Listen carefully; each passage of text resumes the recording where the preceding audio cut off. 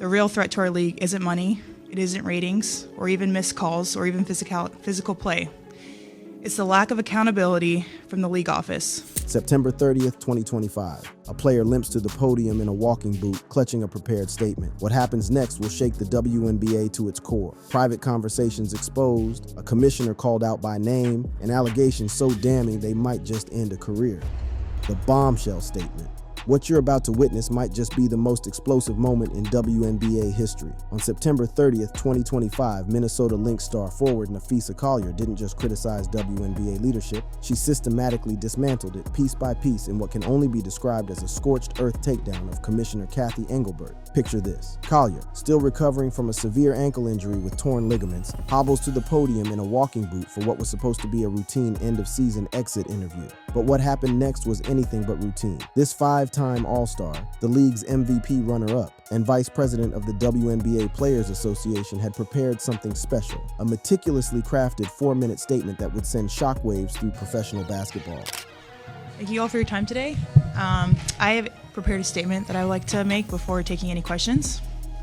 All right. So first of all, I'd like to congratulate the Mercury for advancing to the finals. And I want to be clear, this conversation is not about winning or losing. It's about something much bigger. Notice how Collier starts? She's not some disgruntled player upset about losing. She congratulates the Phoenix Mercury, the team that just eliminated her Lynx from the semifinals. This isn't about sour grapes or bitterness over a playoff loss. No, what Collier is about to unleash goes far, far deeper than any single game or series. She's setting the stage for something unprecedented. A player with her credentials, her platform, and her insider knowledge as WNBPA vice president, calling out the commissioner of her own league by name. And then she drops the hammer with a statement that would go viral within hours, amassing millions of views. Napheesa, one of the most respected voices in women's basketball, just accused her league's leadership of negligence and self-sabotage. But she's not done, not even close. In fact, she's just getting warmed up. The timing of this statement couldn't be more critical. The WNBA's collective bargaining agreement is set to expire on October 31st, 2025, just 1 month away. The league just announced an 11-year media rights deal valued at over $2.2 billion, a massive increase from the previous deal's roughly $45 million annually. Players are seeking a dramatically higher revenue share, better travel conditions with permanent charter flights, enhanced health benefits, and substantial salary increases. The average WNBA salary hovers around $150,000, while NBA players average over $10 million. But here's where it gets really interesting. Collier isn't just speaking as a player, she's also speaking as an entrepreneur. She co-founded Unrivaled, a 3-on-3 basketball league designed to give WNBA players a safer, better compensated alternative during the offseason. This venture was born partly out of frustration with the WNBA's pace of change and the dangerous necessity for players to play overseas for supplemental income, a reality tragically highlighted when Brittany Griner was detained in Russia in 2022. Now let's talk about what triggered this specific moment. Just 4 days earlier, on September 26, 2025, Collier suffered torn ligaments in her ankle during Game 3 of the Lynx Mercury semifinals on a controversial non-call. The play was physical, arguably dirty, and no whistle was blown. Her coach, Cheryl Reeve, absolutely lost it in the aftermath, calling the officiating awful in her post-game press conference. The league responded by fining Reeve a record $15,000 and suspending her for 1 game. But that's just the surface. What Collier reveals next exposes a pattern of dismissiveness and disrespect from WNBA leadership that goes back months, if not years. The league has a buzzword that they've rolled out as talking points for the CBA as to why they can't pay the players what we're worth. That word is sustainability. But what's truly unsustainable is keeping a good product on the floor while allowing officials to lose control of games.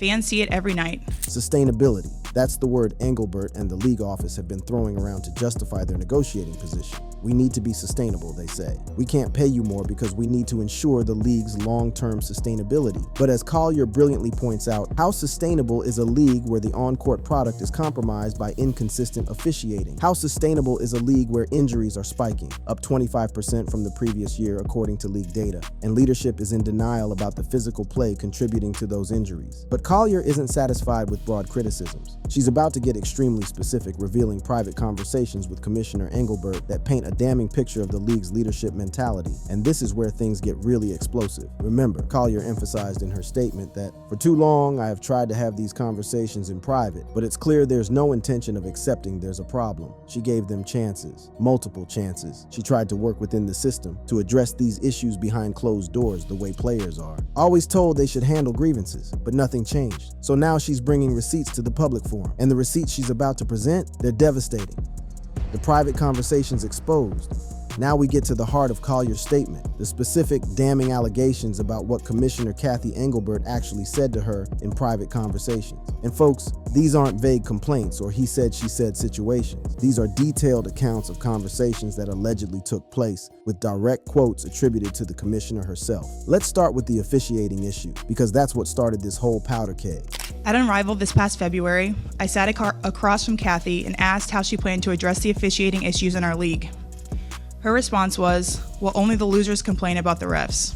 Stop right there. Only the losers complain about the refs. According to Collier, that's what the commissioner of the WNBA told her when she raised legitimate concerns about officiating inconsistencies that have been plaguing the league. This wasn't some casual hallway conversation. This was at an Unrivaled event in February 2025, where Collier, as a co-founder of the league and WNBPA vice president, specifically sought out Engelbert to discuss these issues professionally. Think about the implications of that response. When a player, especially one of Collier's stature and position, comes to you with concerns that fans, coaches, and players have been vocally expressing for years, your response as a leader is to dismiss them as sore losers. That's not leadership, that's arrogance. That's a fundamental failure to listen to the people who are the actual product you're selling. And remember the context here. Injuries in the WNBA were up 25% in 2025, with players across the league suffering from what many attributed to increasingly physical play that wasn't being properly controlled by officials. Collier herself would become a victim of this just months later, suffering torn ligaments on that controversial non-call in the playoffs. But it gets worse, so much worse. The next revelation from Collier's statement strikes at the very heart of how the league views its star players, the ones driving the unprecedented growth the WNBA has experienced. Let's break this down because there's so much to unpack here. First, Collier is talking about rookies and young stars like Caitlin Clark, Angel Reese, and Paige Buchers, players who have driven a 168% increase in viewership in 2025 and helped secure that massive $2.2 billion media rights deal. Under the current CBA structure, these players are making base salaries under $100,000, less than many NBA rookies make in endorsement deals alone. Now, Engelbert's alleged response, that Caitlin Clark, who walked into the WNBA with one of the largest shoe deals in women's basketball history and has single-handedly transformed the league's popularity and visibility, should be grateful for the platform the WNBA gave her, that without the WNBA, Clark wouldn't make anything. This is backwards thinking on a fundamental level. The WNBA's attendance was up 50% in 2025, with the finals averaging 1.3 million viewers, numbers largely attributed to the massive interest in players like Clark and Reese. Yes, the WNBA provides a platform, but these players are the reason anyone is watching that platform.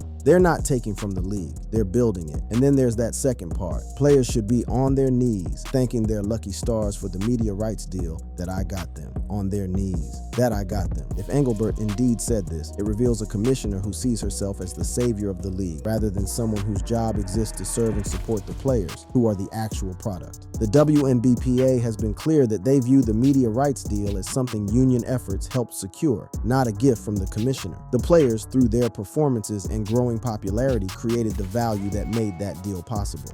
That's a mentality driving our league from the top. We go to battle every day to protect a shield that doesn't value us. The league believes it succeeds despite its players, not because of them.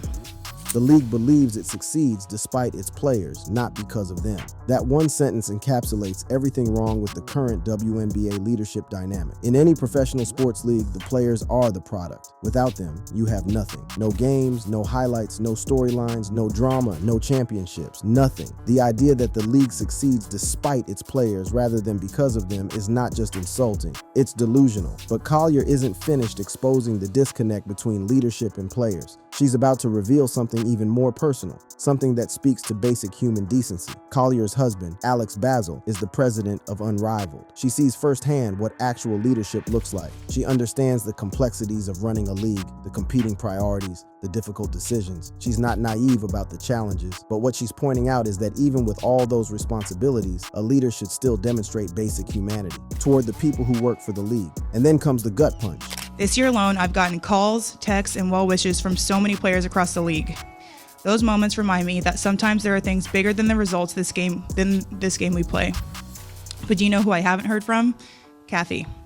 Not one call, not one text. Instead, the only outreach has come from her number 2 telling my agent that she doesn't believe physical play is contributing to injuries. Read that again. After Collier's severe ankle injury, an injury suffered on a controversial non-call that led to national headlines and her coach's record-setting fine, the commissioner of the WNBA didn't reach out. Not a phone call, not a text message, nothing. Rival players texted her. Players she competes against night in and night out found the time and humanity to check in. But her own commissioner, radio silence. And the only communication that did come, it was from Engelbert's deputy, telling Collier's agent that the league doesn't believe physical play is contributing to injuries. This despite the 25% increase in injuries and mounting evidence to the contrary. Tone deaf doesn't even begin to cover it. This is a fundamental failure of leadership at the most basic human level.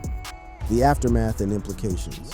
So what happened after Collier dropped this bombshell? The response was swift, massive, and nearly universal in its support for the Lynx star. Within hours, the video of Collier's statement had amassed millions of views on social media, with #fire Cathy Engelbert trending globally across X, formerly Twitter, with over 500,000 mentions by October 1st. The WNBA Players Association immediately issued a statement backing Collier, calling her an outstanding leader, and noting that her words today speak to the feelings and experiences of many, if not most or all of our members. Players across the league came out in force. Las Vegas Aces superstar A'ja Wilson, the 4-time MVP, said post-finals on October 1st, "I was honestly disgusted. I'm gonna ride with Fee always. We gotta stand on business." Wilson, herself a co-founder of Unrivaled, understands exactly what Collier is fighting for. Cheryl Reeve, Collier's coach, who had already been fined for her own officiating criticisms, praised the directness and stunning detail of the statement, noting it's rare to hear such candor from active players. Indiana Fever's Lexi Hull echoed the sentiment, "I think I agree with everything she said. Changes need to be made." Even retired players weighed in. Elena Del Dunn, a former MVP, posted on Instagram, "I'm still not sure if Cathy knows I retired," highlighting that human element critique Collier had made.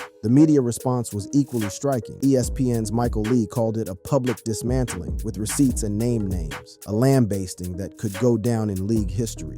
Front office sports analyst Dan Levy said simply, "I would be on Engelbert job watch." And then there was Stephen A. Smith.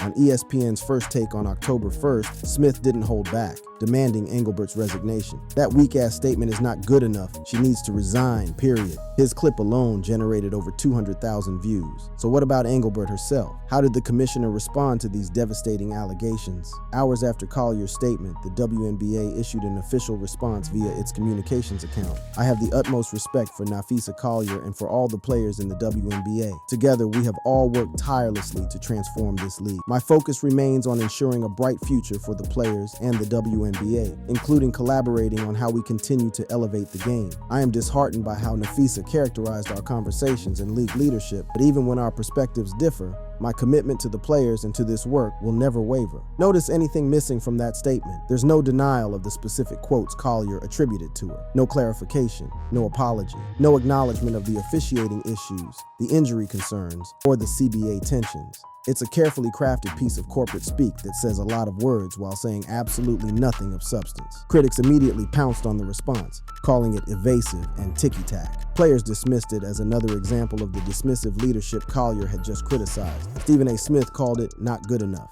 But here's the thing.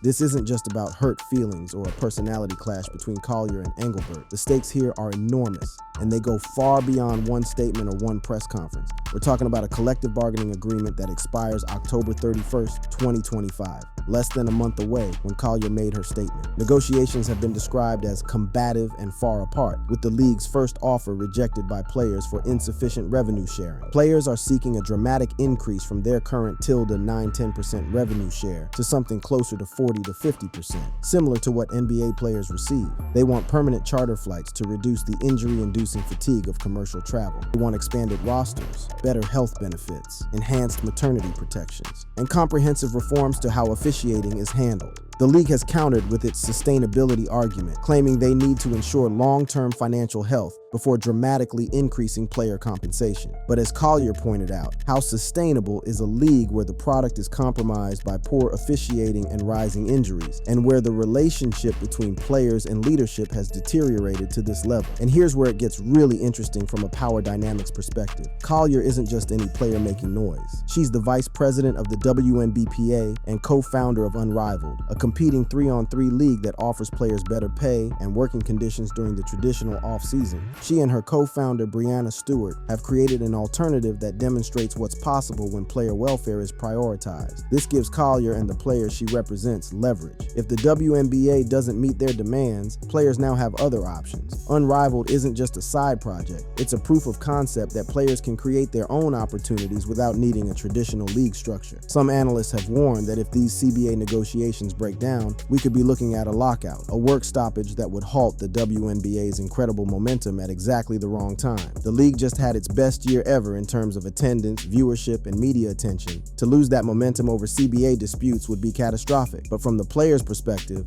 what's the point of momentum if they're not fairly compensated for generating it? What good is record viewership if the average player still makes around $150,000 while their NBA counterparts make over $10 million? What's the value of being the fastest growing professional league if players can't make the WNBA their primary focus because they have to play overseas just to make ends meet? We have the best players in the world. We have the best fans in the world. But right now, we have the worst leadership in the world. That's the line that's going to echo through WNBA history. Not the officiating complaints, not even the specific allegations about Engelbert's comments. This distillation of the entire problem into one devastating sentence. And you know what's remarkable? As of October 1st, 2025, no fine has been issued to Collier for her statement, despite her prediction that one would come. The league fined Cheryl Reed $15,000 for her officiating criticisms. They fined numerous coaches and players for speaking out, but Collier, nothing. Yet, maybe they recognize that fining her now would only prove her point about suppressing free speech. Maybe they're worried about making her into an even bigger martyr. Or maybe they're finally starting to realize that ignoring player concerns isn't a sustainable strategy, that word again, for long-term success. If I didn't know exactly what the job entailed, maybe I wouldn't feel this way. But unfortunately for them, I do. We serve a league that has shown they think championship coaches and Hall of Fame players are dispensable, and that's fine, it's professional sports. But I will not stand quietly by and allow different standards to be applied at the league level.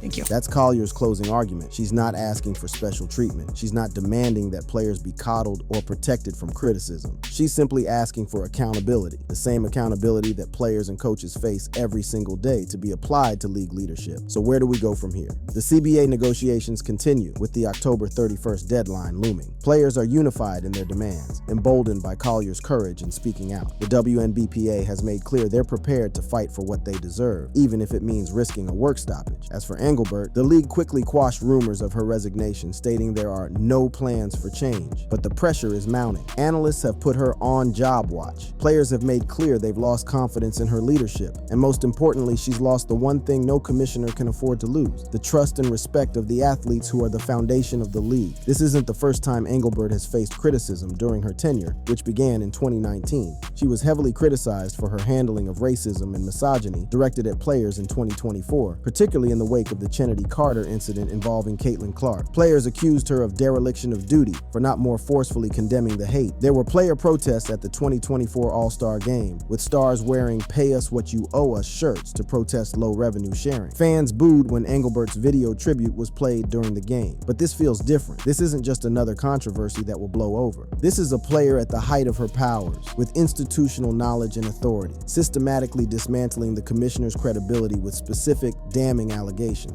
This is a vice president of the Players Union going on the record with private conversations that, if accurate, reveal a commissioner fundamentally out of touch with the people she's supposed to serve. The question isn't whether change is coming to the WNBA, it's what form that change will take. Will it be a new commissioner, a dramatically different CBA that fundamentally restructures the player-league relationship, comprehensive officiating reforms, enhanced player safety protocols, or will it be all of the above? What's clear is that Napheesa Collier has drawn a line in the sand. She's made it impossible impossible for business as usual to continue. She's given voice to frustrations that have been building for years, and in doing so, she's united players, coaches, and fans around a common cause, demanding accountability from WNBA leadership. This moment will be studied in sports management courses for years to come. How does a league respond when one of its stars, speaking with the backing of the players' union, essentially declares no confidence in the commissioner? How do you negotiate a CBA in good faith when trust has been so thoroughly eroded? How do you rebuild a relationship that's been this publicly damaged? The answers to these questions will determine the future of women's professional basketball in America. Will the WNBA rise to meet this moment, implementing the reforms necessary to keep pace with its explosive growth and increasingly empowered athletes? Or will it cling to outdated power structures and watch as players like Collier build alternative platforms that better serve their interests? One thing is certain, Napheesa Collier has ensured we won't have to wait long to find out. With that October 31st CBA deadline looming and negotiations described as combative, the next few weeks will be absolutely crucial for the league's future. And through it all, Collier will be there, walking boot and all, fighting for what she and her fellow players believe they deserve. Not special treatment, not unearned privileges, just basic respect, fair compensation, and accountability from the people who are supposed to be leading the league.